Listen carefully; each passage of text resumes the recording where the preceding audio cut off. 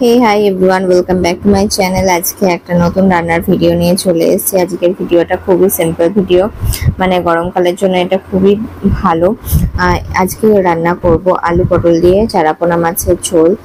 তো চলো দেখে নেওয়া যাক। মাছটাকে ফার্স্টে কেটে ধুয়ে লবণ হলুদ দিয়ে দিয়েছি। এবার ভালোভাবে লবণ হলুদটাকে মাখিয়ে নেব।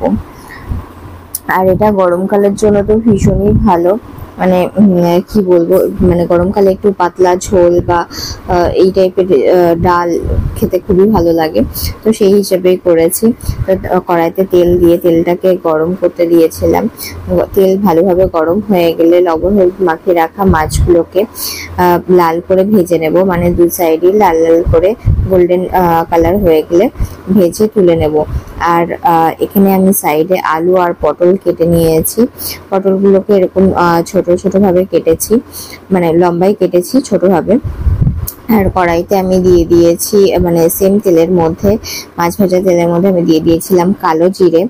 আর এখানে দিয়েছি কেটে ধুয়ে রাখা আলু আর পটলটা। আর ঝাল তোমরা তোমাদের স্বাদ অনুসারে দিতে পারো, আর এখানে আমি আমার মতো করে দিয়েছি। এবার এটাকে ভালোভাবে মানে ভেজে নেব, লাল করে ভেজে নেব আলু আর পটলটাকে। আলু পটল লাল করে ভাজা হয়ে গেলে এর মধ্যে দিয়ে দেব কুচিয়ে রাখা পেঁয়াজ আর টমেটো। আমি এখানে একটা পেঁয়াজ আর একটা টমেটো ইউজ করেছি, একটা বড় সাইজের পেঁয়াজ আর একটা টমেটো ইউজ করেছি। পেঁয়াজ, টমেটো, আলু, পটল সব লাল লাল করে ভেজে নিতে হবে। পেঁয়াজগুলো নরম হয়ে গেলে, টমেটোটা নরম হয়ে গেলে এর মধ্যে দিয়ে দেব গুঁড়ো মশলাগুলো। এখানে আমি জিরের গুঁড়ো আর হলুদ গুঁড়ো ব্যবহার করেছি, এছাড়া আর কোনো মানে গুঁড়ো মশলা ইউজ করিনি।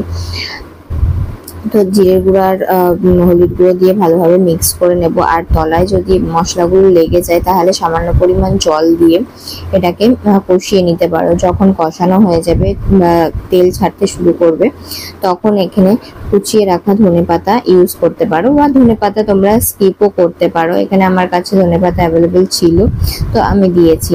তোমরা চাইলে এটা স্কিপও করতে পারো। তো যাই হোক, এটাকে ভালোভাবে কষিয়ে নিয়ে জল দিয়ে মানে জলটা ফুটে উঠলে ভেজে রাখা মাছগুলো দিয়ে ভালোভাবে ফুটিয়ে নামিয়ে নিলেই রেডি আলু পটল দিয়ে চারাপোনা মাছের ঝোল। এটা গরম ভাতের সাথে খুবই ভালো লাগে। জাস্ট একবার ট্রাই করে দেখো, গরমকালের জন্য তো খুবই উপকারী। তো আজকের ভিডিওটা কেমন লাগলো অবশ্যই জানিও, আর বাড়িতে ট্রাই করলে কমেন্টে অবশ্যই বলো কেমন হয়েছে। তো আজকের মতো টাটা। আমার ভিডিও ভালো লেগে থাকলে লাইক, কমেন্ট, শেয়ার করো, আর চ্যানেলটা অবশ্যই সাবস্ক্রাইব করো। দেখা হচ্ছে নতুন একটা ভিডিওতে। আজকের মতো টাটা।